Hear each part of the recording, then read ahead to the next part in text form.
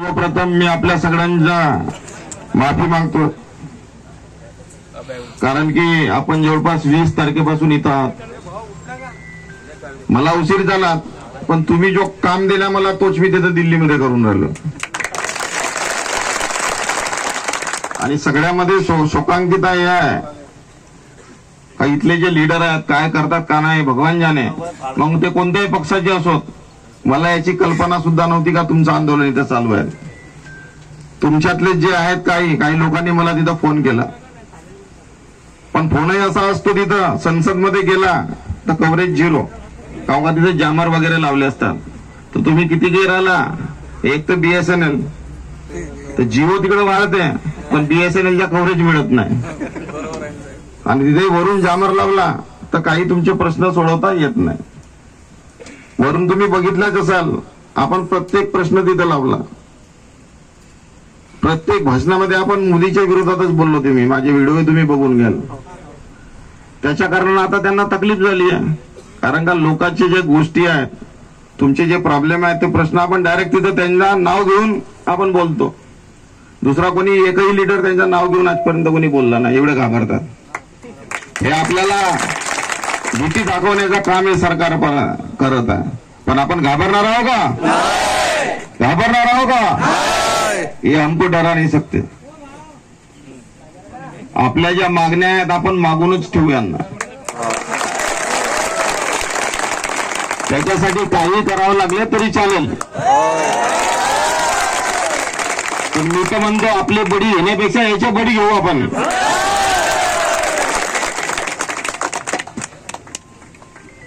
देशाच्यासाठी लोकांसाठी जे कायदे करण्याचं काम आहे सरकार कधीच करत नाही, तुम्हाला सांगतो. आता हे तुमचे मुद्दे नाही आहेत, हे तुम्ही ऐकायला इथं आले नाहीत, पण तुम्हाला माहित पाहिजे काय देशामध्ये चालू काय. फक्त जातीनं धर्मामध्ये गुंतवण्याचा आणि भेदभाव करण्याचा काम त्या सरकारचं चालू आहे. साधारण माणसाला लागतेच का सांगा? अन्न, वस्त्र, निवारा आहे का नाही? पण प्रत्येकाला भेटतोय का? आता तुम्ही विचार करा, घर. आता हे घर बनवताना सरकारला माहित पाहिजे का आपल्या देशामध्ये लोक किती आहेत, येणाऱ्या 50 ते 100 वर्षामध्ये किती होतील. जेव्हा एका मिनिटाला 25 ते 30 पैदा होऊन राहिले आणि फक्त 12च मरून राहिले, तर आपली जनसंख्या किती वर्षानंतर किती होणार आहे. मग त्याच्यासाठी ज्या मूलभूत सुविधा आहेत त्या भेटायला पाहिजे का नाही? मग त्यासाठी शर्ट आहे, जेवण आहे, पाणी आहे, शिक्षण आहे, नोकऱ्या आहेत. काही बिमार झाला तर बिमारीचा पैसा आहे, हा सगळा भेटायला पाहिजे का नाही? पण हे सरकार देऊन राहिली का? योजना चांगल्या काढते, आम्ही त्यांच्या सपोर्टमध्ये योजना सगळ्या चांगल्या आहेत, पण त्याच्या इम्प्लिमेंट करून राहिले का? आणि त्याची प्लॅनिंग बनवून राहिले का? काय सेन्सेक्स आहे ज्यात एक जनगणना जे केलं आहे ते 2011 मध्ये किती लोकसंख्या होती आणि आता 2025 चालू आहे. त्याच्या हिशोबाने योजना बनवते. फक्त तिथं मोबाईलवर आणि तिथं स्टेजवर सांगायच्या, संसदमध्ये सांगायच्या का 2 करोड घरं बनवून राहिले. आता 2 करोडची आवश्यकता आहे का?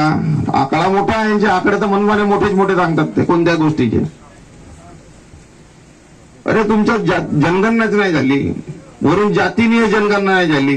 मग कोणत्या जातीला किती घर द्यायचे हे तुमच्या आहे का? स्पष्ट लिस्ट आहे का?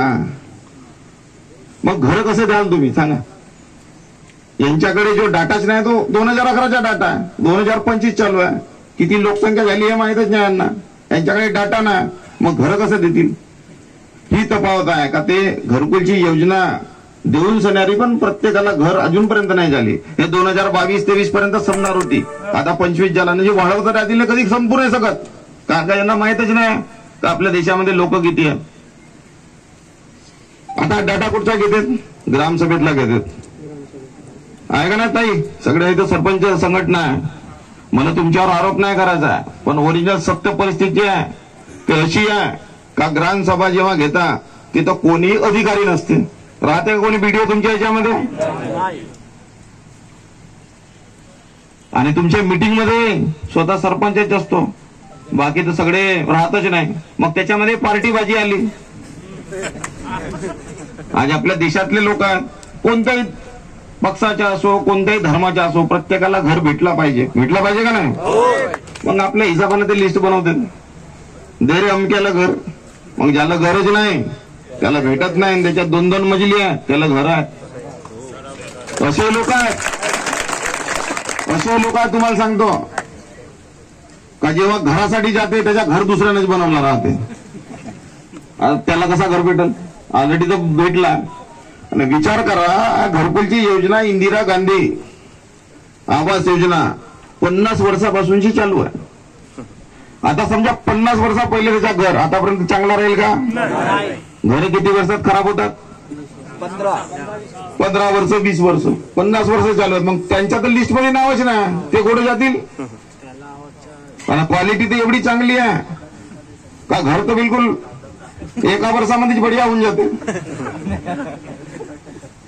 म्हणून त्याची किंमत किती, ग्रामीणसाठी किती 1,30,000, शहरासाठी किती 2.5 लाख. तफावत का बरं. तुमच्या सिमेंट शहरातून येते, लोहा तुमच्या शहरातून येते. मग शहरवाल्याला जास्त पैसे आणि ग्रामीणवाल्याला. आणि मग पाण्याचा पैसा ते इथं काढतात का नाही. 28,000 ते. मग रेती अवेलेबल करून नाही देत. रेती ते चोरी माहिती आहे. आता सौरभ सांगल कुठे गेला, सौरभ गेला का. प्रति बास 2,500 रुपये वरचे घेतात का नाही. 5 बासचे किती झाले. अरे 1/4 तर पैसा असाच चालला गेला. मग